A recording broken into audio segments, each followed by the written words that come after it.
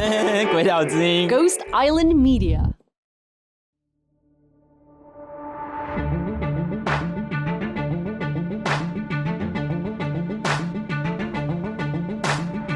Welcome back to The Taiwan Take. I'm your host, Emily Waiwu. Ukraine today, Taiwan tomorrow. It's the idea that China, like Russia, has territorial ambitions that would result in an invasion and war on the democratic nation next door. And that Taiwan could be the next global conflict zone. Each move by Russia and each response by global alliances and partnerships, such as the US, is being watched closely by China, especially as the peace talks or peace deals unfold between Putin, Zelensky, and Trump. It's March 10th, and I'm sitting in front of Mariia Makarovych, head of the East Asian office of the Liberal Democratic League of Ukraine. Prior to Russia's full-scale invasion in 2022, Mariia had been working in Donetsk, in Ukraine's eastern region, working to strengthen democracy amongst local communities. As an analyst and program manager, she implemented projects on education, land management, and funding, with support from the United Nations Recovery and Peacebuilding Program. Since 2022, Mariia has shifted her focus to researching Ukrainian economic policy, Russia propaganda, and more recently, Chinese propaganda from the PRC. Mariia moved to Taiwan in August 2023. Thank you for joining us in the studio today, Mariia. Yeah, hi. Thank you for inviting me to the studio. It's a pleasure to be here and talk to you. Yeah, and probably a small clarification from the start. I was born in Donetsk region, in the city of Bakhmut. And probably if you're following the news, you might know this city. Unfortunately, it's completely destroyed. But most of the time, I used to work in Kramatorsk and not in Donetsk and Kyiv. So just to provide you understanding about my background a bit. And full-scale invasion I faced when I was in Kyiv back in 2022.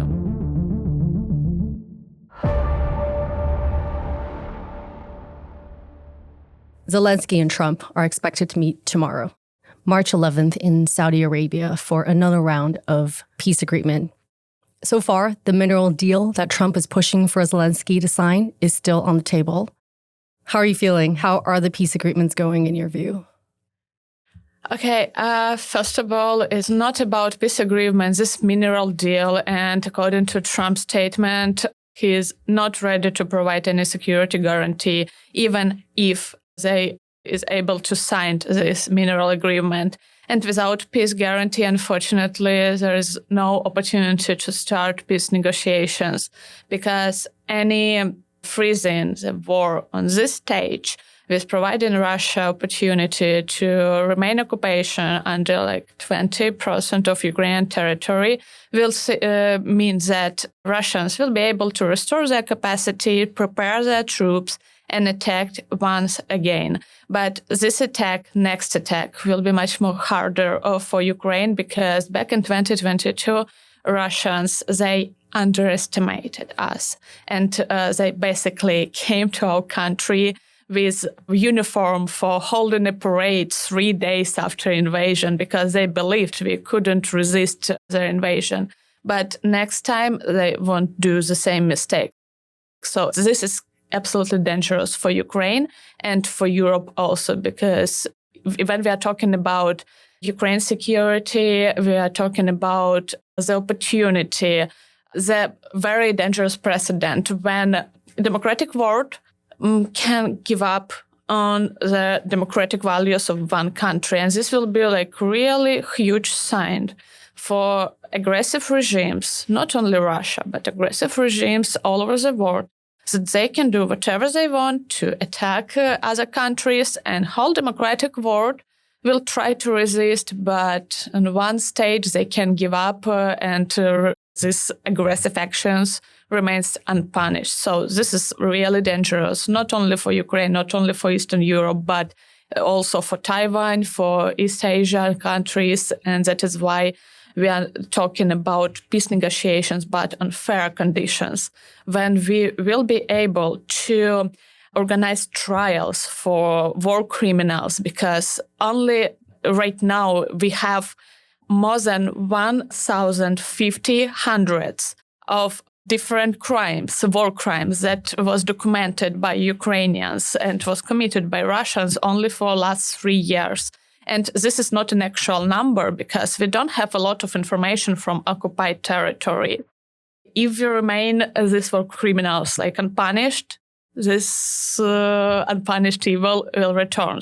We need to think about reparations from Russia to Ukraine, because we need to restore our country, our facilities, our infrastructure, and we also need to pay victims of this war their money or other benefits that for their suffering. And right now, all of what we can hear about peace negotiations, all these things, all these discussions don't include Ukraine's position, Ukraine benefits, and we are a country that was attacked, and we are defending ourselves. So it's not fair peace, and this is really dangerous. Why has the negotiations been prospectively so one-sided? I think Trump administration right now tried to achieve this fast peace that was promised to American voters during his electoral process.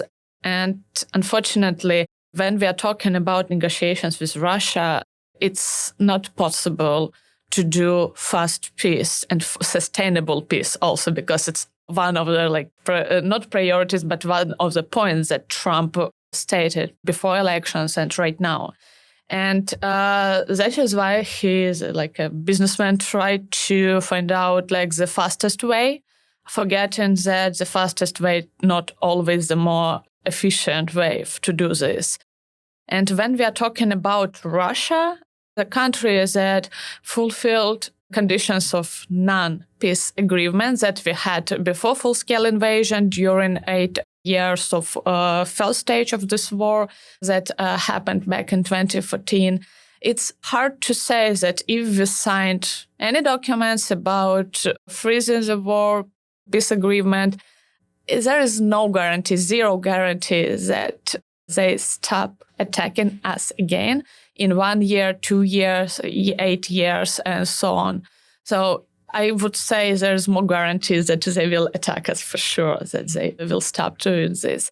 And that is why we need to have really big security guarantees to protect ourselves and to protect Eastern Europe. One of the things that Trump has also brought up a couple of times when he called Zelensky a dictator is that there has not been an election since the war. Politico has reported that Trump's team had been in secret talks with Zelensky's political opponents. One is an opposition leader, another is a former president.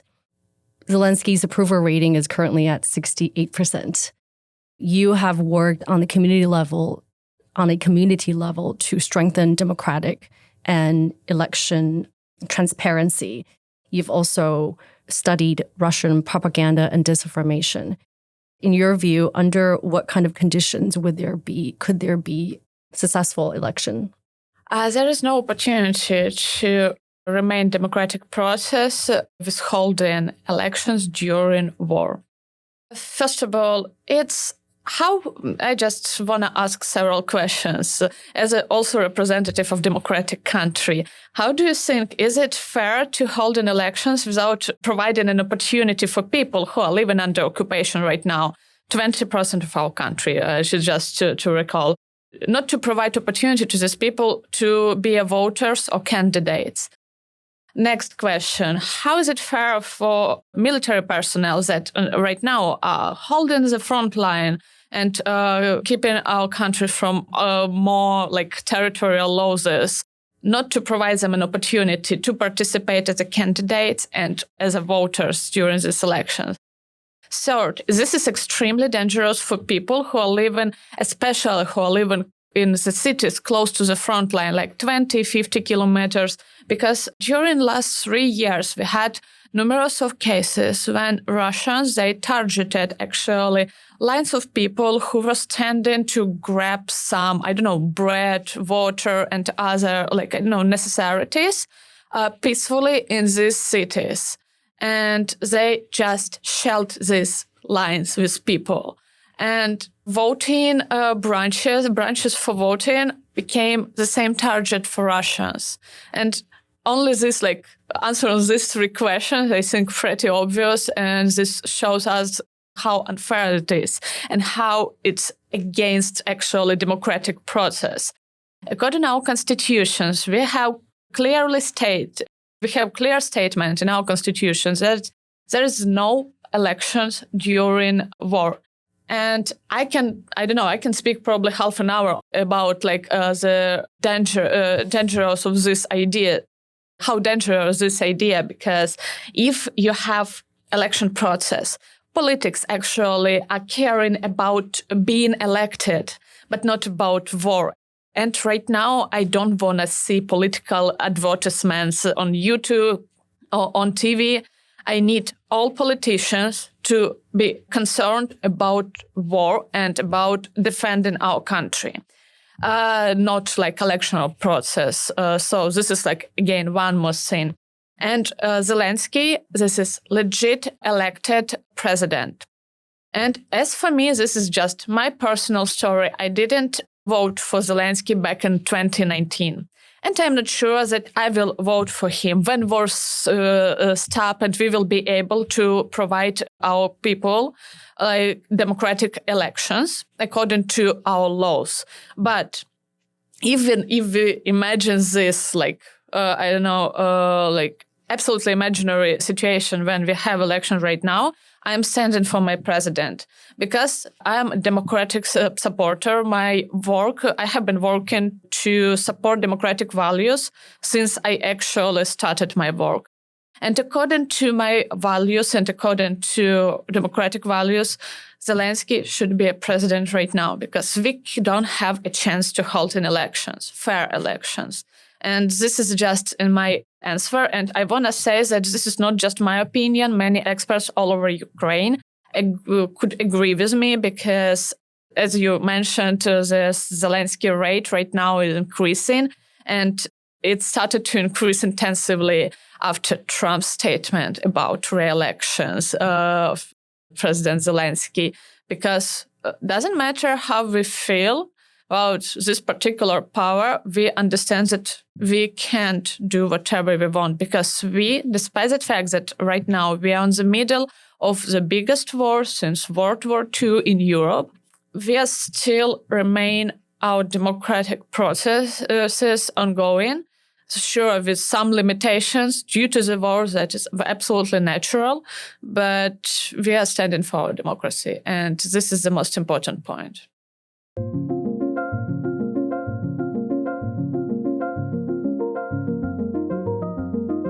I wanted to talk about society response to pressure.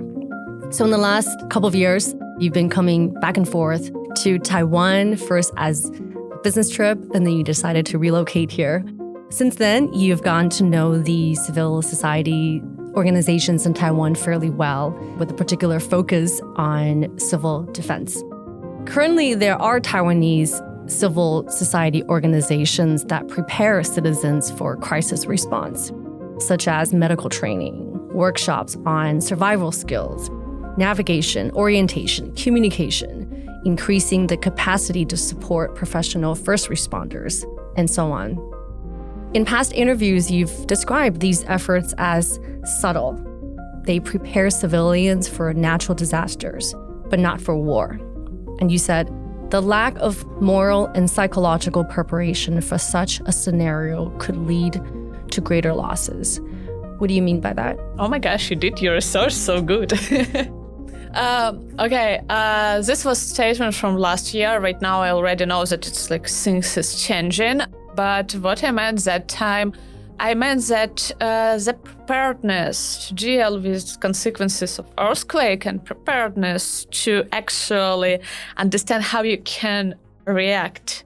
On the active hostilities, it's like different level of preparedness.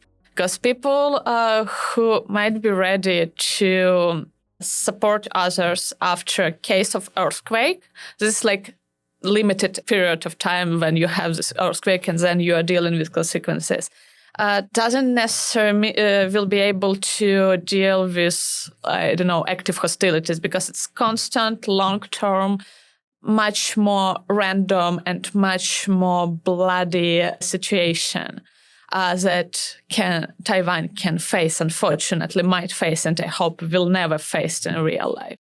So that is why I think it's very important to step by step start this preparedness, mental preparedness for people. Because I have been working here for a while, and obviously people who are involved in political or civil society organizations or different civil society organizations, they're pretty aware about threat, about possibility of this threat will be real one day. But if we are talking about people who surround us every day, I still can feel this denial of even the idea that invasion might happen sooner or later. And this is dangerous. And I want to share this interesting situation in Ukraine. We also had this denial process, really harsh. Many people, not all obviously, but many people kept saying, Russians will never do this. It's not beneficial for them. They will lose a lot of influence in political, international arena, economical, etc., etc., etc.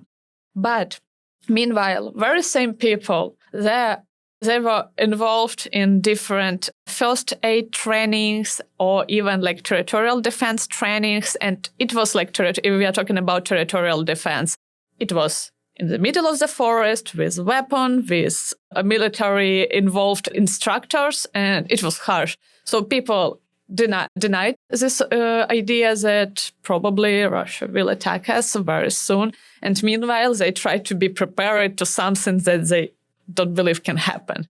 So it was interesting thing, but we also had different conditions because before 2022, we have been experiencing war for 8 years.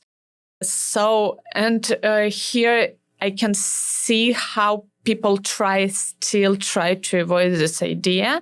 And it's very dangerous. And I understand that it's so unpopular to promote preparedness to war because it can scare people. But unfortunately, in Ukraine, we also had this, a habit not to talk about war very loudly, just not to scare people. And it caused a lot of tragedies, especially we are talking about first weeks of full-scale invasion when Russians managed to occupy many cities too fast, not to provide people even understanding that is happening and not to provide them an opportunity to evacuate.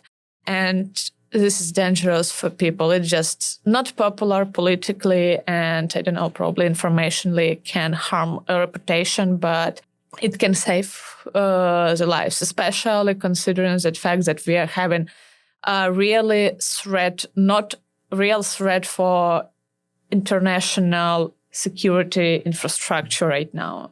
And it's becoming harder and harder to predict what happens next. What alliance we will have from both sides, democratic partners and aggressive autocracies partners. So yes, and now we are trying to understand what can happen next week. So that is why I think it's much more important to be prepared to any scenarios.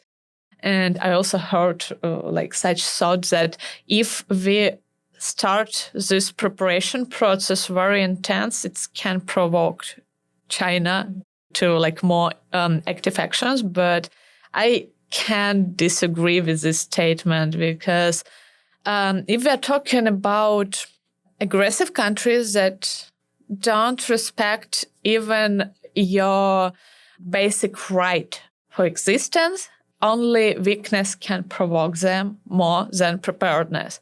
If Taiwan will be as prepared as it possible to any scenario.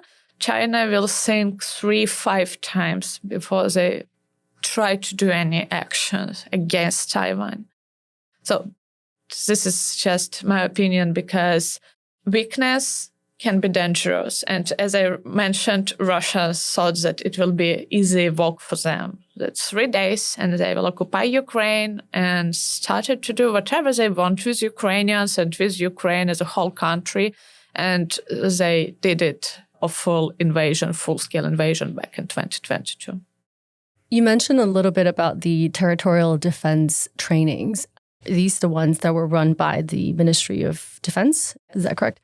What did the training look like, and what was the impact it had on citizens during this time?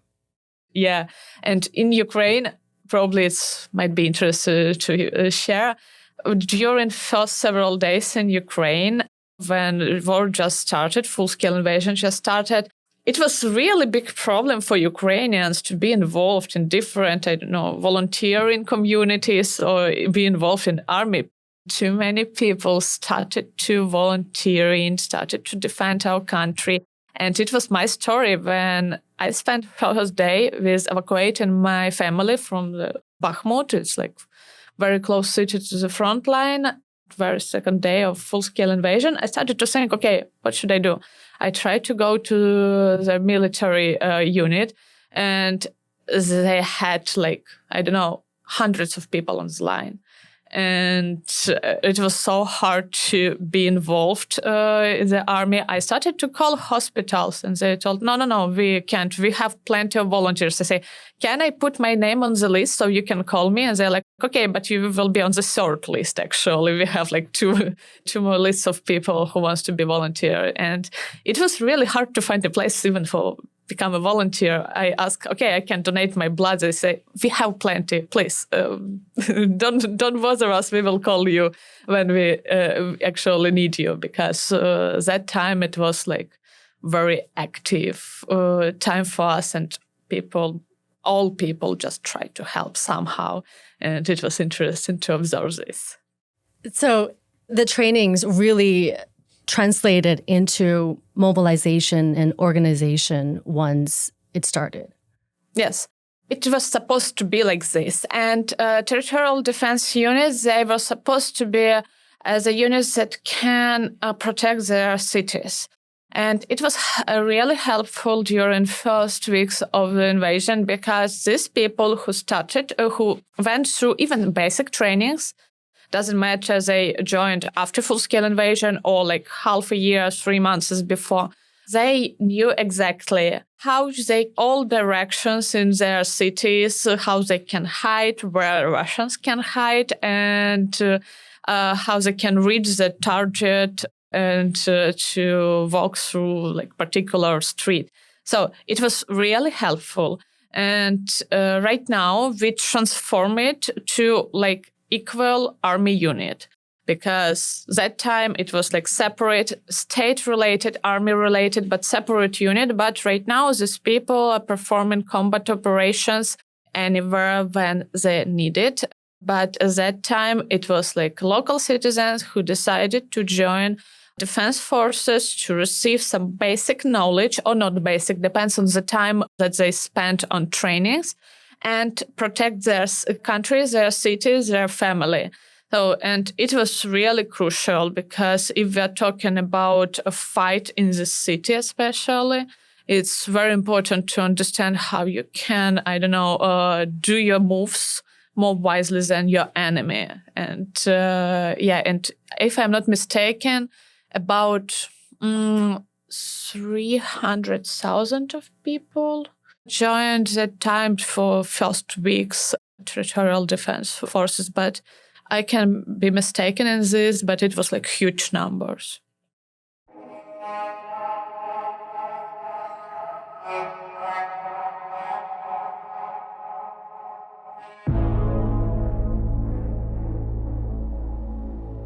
Can you talk a little bit about the role of civic society in the past 3 years and how it's evolved? Just as a background, so your organization, the Liberal Democratic League of Ukraine, It is a youth NGO aimed at developing Ukrainian democracy. It was established in 2014 by students in Kiev as a response to what's known as the Maidan Revolution. That was when the then President Viktor Yanukovych was ousted and before the annexation of Crimea. Since then, it's promoted human rights and liberalism in Ukraine. It's promoted Ukraine internationally. It's worked on advancing the treatment of Hong Kongers and Chinese abroad. How has the organization refocused its efforts since the full-scale invasion of Ukraine? And more broadly, speaking for other civil society organizations in Ukraine, how have their roles broadened or evolved? Yeah, so talking about our organization, it's impossible probably to speak only about last 3 years because it started like 10, 11 years ago after Revolution of Dignity and Maidan. And if we're talking about Liberal Democratic League of Ukraine, we have been working with international partners for all these years, and obviously we were trying to involve more and more youth around Ukraine to this like political advocacy work. But when full-scale invasion started, unfortunately, for a while, we needed to stop our activities because before full-scale invasion, we had more than 150 representatives, not only in Ukraine, but also abroad. And after full-scale invasion, about half of our participants, women, men from abroad or from Ukraine, that people who were abroad, they came back to Ukraine and joined Ukrainian army. So first, probably 1.5 years, we reduced significantly our activities and we were cared only about our people in the army, how to support them with ammunition, informationally, so on and so on and so on, because it was our priority and it was like urgent reaction on the situations that we had at that time. And since 2023, we started to restore our activities, and obviously we maintained all this support to our people in army, but also we started to restore our activities abroad in Europe, and right now you can see in Asia, especially considering the fact that probably we are only one organization, advocacy organization that has hub here and somehow try to involve stakeholders from Taiwan, Southeast Asian countries to cooperate with Ukrainian stakeholders. Yes, but if we're talking in general about Ukraine, it's again the most active wave was created after during the Revolution of Dignity back in 2014, and since then, like volunteers, non-governmental organization became the driver of many changes in Ukraine. Even if we're talking about like big political reforms and changes on like like state level, it was the society who usually that made this reform or like changes real. And this is one of unique feature of Ukraine that somehow people usually don't understand here in Eastern Asia, because in Ukraine, we have strong cooperation between civil society and the state. And when I'm talking about cooperation, I'm talking about like signed memorandums of cooperation with different ministries, including defense ministry. Can you imagine we are in the middle of full-scale invasion and civil society has organizations, some of them, not all, the most, skillful, the biggest one, has a memorandum of cooperation with defense ministry or Ministry of Economy or Ministry of International Foreign Affairs. So it's very important to involve civil society in different changes because state can't cover all things that can be covered by civil society. Informational warfare, preparation, different reports, economical reports, work on international, informational field arena, with politicians, with civil society, with communities abroad, just to promote Ukraine, promote this necessity to support Ukraine. And also, as an example, I want to say that when back in 2023, if I'm not mistaken, on the state level, we started to develop our drone infrastructure. So drone units, not before this, it was mostly like volunteers' job to provide drones for army. But after the state realized the importance of this weapon during current war, they decided to organize like this on the state level, and state involved volunteers to create actually this infrastructure. And they state didn't hire these volunteers in the state position. So they remained volunteers, but they helped the state to organize pretty sufficient infrastructure that right now is able to support our army with drones. Obviously, meanwhile, these volunteers, they're working on the same topic, but right now they're doing this together with state. And this is like more efficient, I think. So, and this is like good example how we can cooperate between like how we can establish this cooperation between state and civil society, and how it's important to have it, because civil society is like biggest asset in every state. I can really believe that. I personally have never been to Ukraine, but just looking at the activities advocating and supporting Ukraine that's happened in Taiwan, it's all as a result of exactly only civic society, individuals and organizations, right? In Taiwan, there's no trade office, there is no embassy in Taiwan. Before the full-scale invasion, there was about 250 Ukrainians here. And as the war continued on, the civic society that's made of Ukrainian citizens in Taiwan have really come together and done so much work. And so when you say that, that's the image I see in my head of this, exactly this in action. I think it takes so much bravery from the people. I just wanted to recognize that. Yeah, thank you so much. This recognition and this attitude of Taiwanese people towards Ukrainians probably was one of the most reasons why I decided to move here. Because when I came here and I saw all this support different level that I could anywhere, like in cafe, in ministries, doesn't matter. So I realized that this place where I actually want to spend some time, that I want to explore for myself and to help Ukrainians to explore it.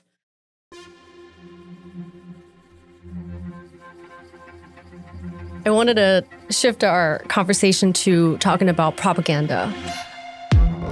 Russian propaganda and then Chinese propaganda. Both things you have been a researcher and an analyst of. Bringing it back to 2014 again.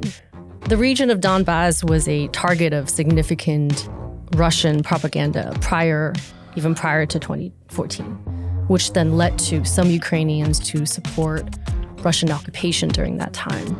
In April of 2014 was the annexation of Crimea, which then led to the Donbass War. How have you seen efforts of Russian propaganda evolve since 2014 and again since 2022? And what methods have proved successful in fighting it?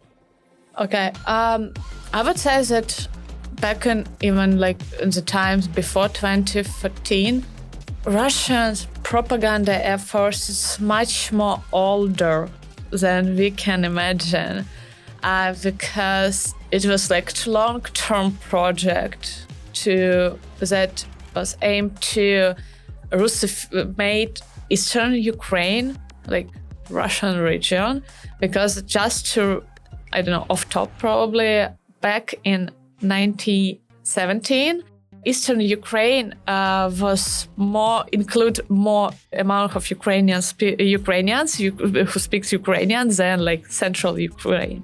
But unfortunately, after all these crimes that Russia committed, all these deaths that they caused, they killed a lot of people during case of famine and during the Soviet Union. They sent a lot of Russians on these places that were empty after all their crimes. And that is why this region was already partially prepared to accept all this propaganda that Russia started to spread more intensively, especially we are talking about 2010 and after this when pro-Russian president actually started to rule the country. When I remember, I was in Bakhmut back in 2014, and my city was under occupation. So a couple of months, so I was there 2 months under occupation. And that time I wasn't aware about politics a lot, about propaganda, but what I saw around, that is like people who supported Russians and Russian occupation. Most of them, they were low-educated people with like different addictions who just told me like literally, I can't find a job in Ukraine, so I'm waiting for Russians. So under Russian rule, I will find a job. And my question to this particular person was, but you were fired 3 times because you came at work like drunk. Do you think that different country can change this? And I didn't hear any answer on this question, only aggression against me. But we need to remember, I think it's not covered enough, even in Ukrainian media, that when big amount of people in Donetsk region and Luhansk region realized what's happening back in 2014, they started to organize pro-Ukrainian protests, really huge one. And this protest really bloody, not because of Ukrainians, but because of Russians or affiliated with Russians, people who tried violently to stop Ukrainians from protesting. And actually the first victim of this war, this guy who was killed in Donetsk during the protest, he was from Bakhmut, from my city, eastern Ukraine. So we have a situation when more probably educated, more people with values, they were loud, but they weren't aggressive because it's not the way how usually we solve the problem. And against us, on the other side, we had aggressive people with weapon, automatic weapon, or like knives, or even like sticks that didn't hesitate any moment to use it against people who are protesting for Ukraine. It was really dangerous situation when you have like pro-Ukrainian protests and just aggressive crowd. And that is why I think when you have this aggressive crowd that is always louder and more chaotic, you can see mostly this crowd, but not like people who just standing peacefully. And that is why it's so, I don't know, widespread information that Donetsk region was like mostly pro-Russian. I can't say the same. I can't agree, probably because I have some bias. I'm from this region and I try to protect it and I love this region so much.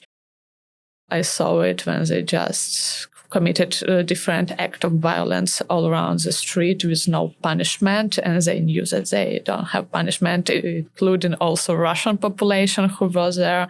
And if you're from Ukraine, from Donetsk region, despite the fact that that time, even I spoke Russian, right now I speak only Ukrainian, you can understand the difference between Russian accent and like when Ukrainians speak Russian language. So I exactly knew so many times that it was Russians. So after all of this, I realized that it's too dangerous. My mom actually realized that it's too dangerous for young girl to be there, and for young girl who like to ask a lot of questions about common sense. So that is why I was evacuated pretty fast. But what Russians did before 2014, they basically started to work with low-educated people and to promise them all what they want if they help Russians to occupy our territories. So that time they already had pretty good groundwork to spread these narratives because we didn't work intensively before 2014 on our informational space internally and internationally. And we basically provided Russian informational narratives all room to spread their necessary information around Ukrainians.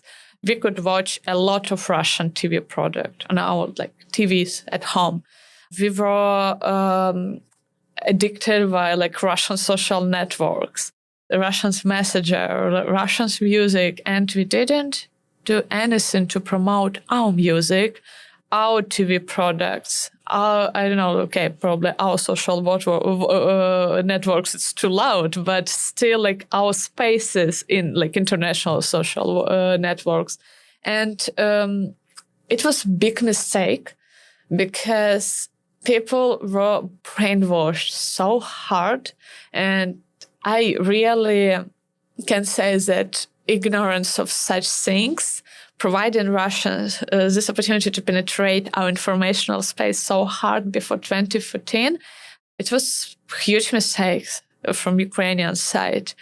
And even after 2014, first stage of war started, we still kept giving the Russians the opportunity to be present somehow in our informational space. And all these narratives like culture, it's not a politics, it's apolitical things. So we don't need to blame people who want to watch Russian product for their desire because it's apolitical. No, it's all about politics.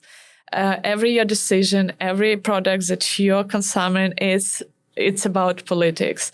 And because of this, Russians they felt pretty good before 2022. Thanks to this penetration in our YouTube, Facebook, that time, TV, and our YouTube music, and so on and so on. But what they did basically after full-scale invasion started, when full-scale invasion started, there was no room for any other interpretation of this war. A huge amount of people in different regions witnessed a real face of Russians. Cruel, bloody, and it wasn't. Russians didn't have a chance to keep talking about brother nations, about peaceful existence together as a big country, and that is why the big changes of their narratives happened after full-scale invasion started. Because at that time, they started to check some different method how to promote this disinformation or propaganda around Ukraine, among Ukrainian audience. They started to pretend to be Ukrainians. And on the first place, it was ridiculous because they realized that if they write something in Russian language, we don't even that people who speak Russians in Ukraine, they don't want to read it, they don't want to believe this, and we could spot this as a Russian propaganda very fast. So they tried to switch in Ukrainian. First steps in the Ukrainian language were miserable because we could see a lot of mistranslating moments. But right now, actually, I would say that they're doing pretty good and they have been spreading their propaganda most of the time as pretending to be Ukrainians and to work not for Russians, not telling us that we need to give up and live together with Russians, our happy life, but they're telling us to be more aggressive against our government, against our president, try to spread and to create more scandals against our internal affairs. Because when we are too concentrated on internal affairs, we are less concentrated on actually real problems, like Russian frontline and to fight with Russians. So and we have number of these narratives. For example, they started to work against our army really hard. They promoted these narratives against mobilization process. And this is a very sensitive case in Ukraine because, yes, not all people wants to be involved in army, but the reality of the war sometimes can't let people to decide because we have mobilization process and this is pretty understandable according to all rules. So Russians try to spread a lot of aggressive mood around Ukrainians against our army. And if our army can have enough people, this means that we are becoming weaker and weaker and we can't protect our land. So this is long-term play.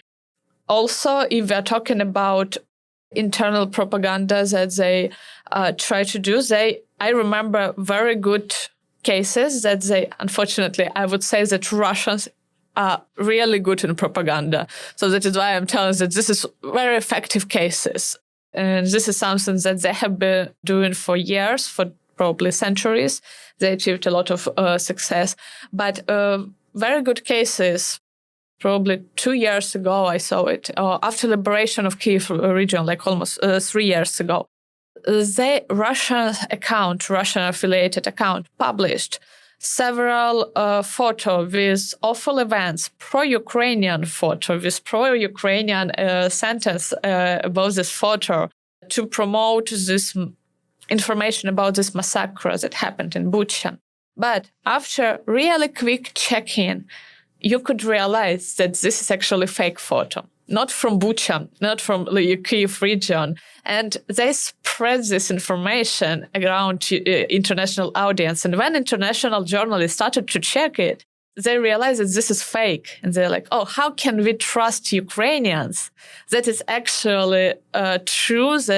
What happened in Bucha, in Kyiv region, what Russians did in Bucha, in Kyiv region, if we can see how Ukrainians by themselves, they're spreading fake news. And I remember several cases like this, and it was pretty effective. And because we are losing the trust from our international partners. And the main idea of all these narratives is to reduce the amount of help that we are receiving, especially if we are talking about like time after full-scale invasion just started, like first year. So yes, and it's becoming sometimes too good to be spotted, and it's very dangerous because we can win war on the physical front line, but we will never win informational war because it will be happening while we have internet, while we have social network, TV, radio, etc., and phone in our heads.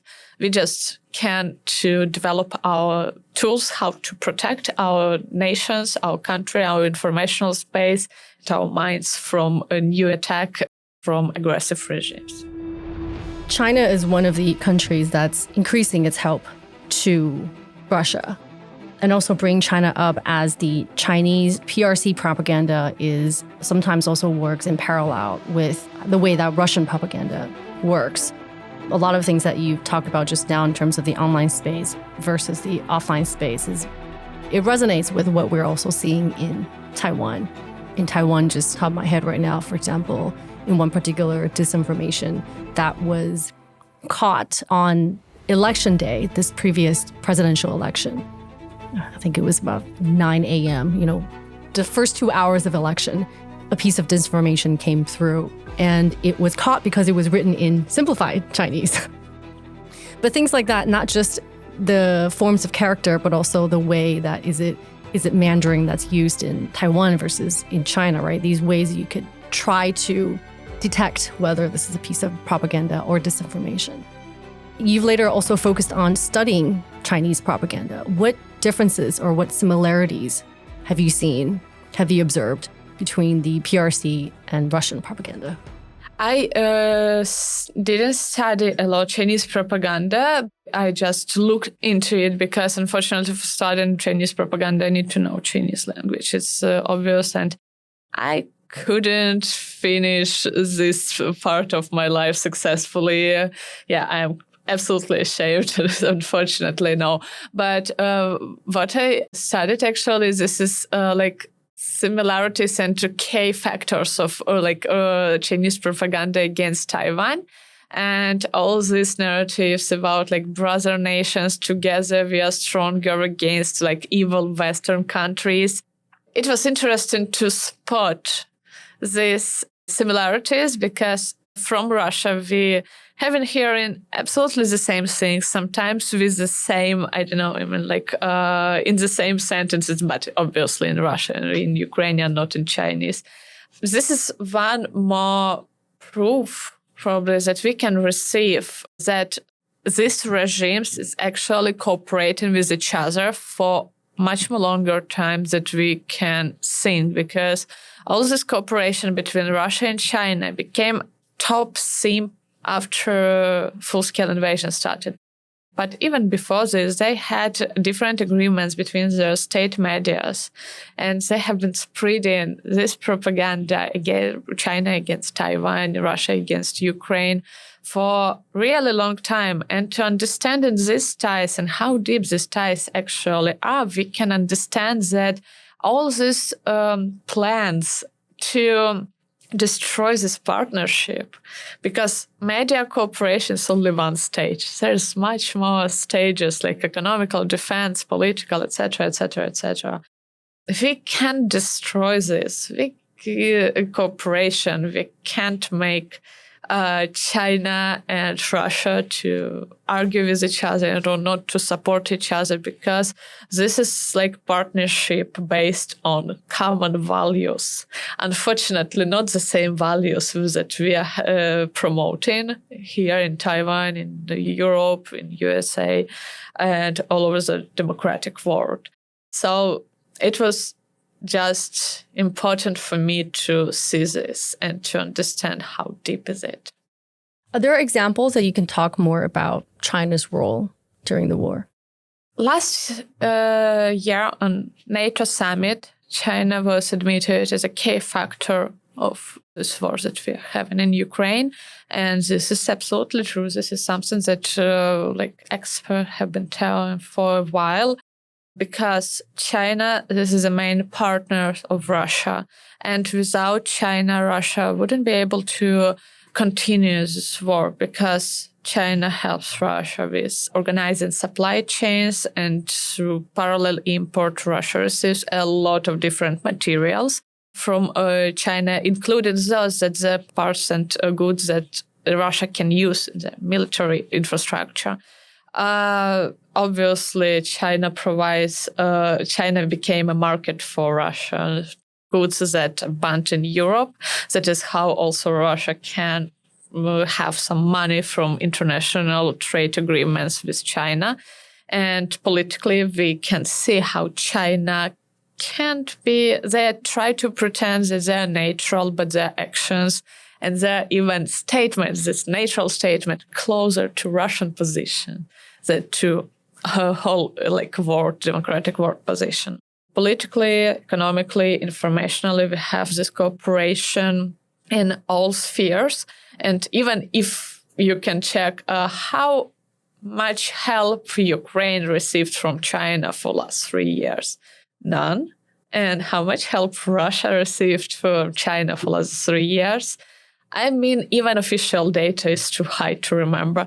So in different topics. So it's the main idea to see what China actually does, not what they're trying to promote the state level. And this can also show Ukrainians who is our reliable partner. And I really can say that I like to see how people in Ukraine change their opinion about China, because 3 years ago we had about 70% of people who thought that China is our partner or just a good country.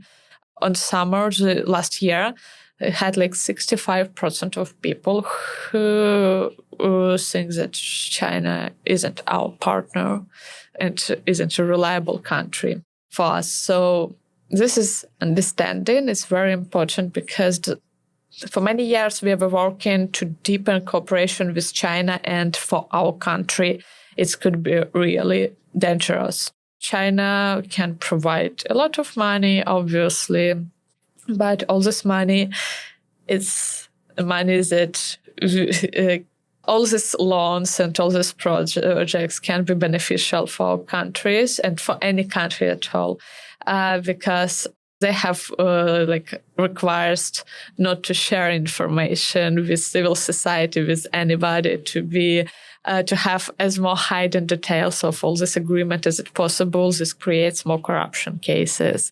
Many Chinese projects that they are funding, they can't be successful in advance. So all these loans that countries worldwide receive from China can't be paid from revenue that this potential project will create, because it's impossible from the start. And we in Ukraine, we have this case when during the Yanukovych time, Bill 2012, I think. We received huge loan from China, and we are still for the same unsuccessful enterprise. And still, doesn't matter that we are having a huge war, our economy in struggle. We have to pay not only body of loans, but also fees and different additional payments because that enterprise failed. But not because we made it to be a fail, but because it couldn't be successful from the start, even before agreement was signed. And this is a case not only for Ukraine, several countries in Europe, not in European Union, but in Europe struggled even worse consequences after receiving such loans from China. So this is the second scene. Third scene, all these talks about participation of China in our reconstructional process scares me so much because even just to think a little bit about this, how can we involve into reconstructional process, post-war reconstructional process, best friend of Russia? So logically, it sounds not right, absolutely, because we need to understand that all information that China has sooner or later can appear in Russia if they need it, if they agree on this. But we can be sure that all this information, if we involve China to reconstructional process of some critical infrastructure, that this all information about rebuilding process, about this particular object, will be unsafe because China is a safe country, especially if we are talking about information. So yeah, it's a lot of problems with this. And I'm really like to see how people in Ukraine started to realize how problematic China is. Right now, I think our task as a civil society is to keep pushing our government, pushing not physically, obviously, but promoting, advocating different solutions, not improving cooperation with China, but reducing, and to be more cautious about this because it's very important for our security. Right now, we can see this couple, Russia and China, and we can't ignore this type of cooperation and Chinese participation in war that Russia has been committed against Ukraine.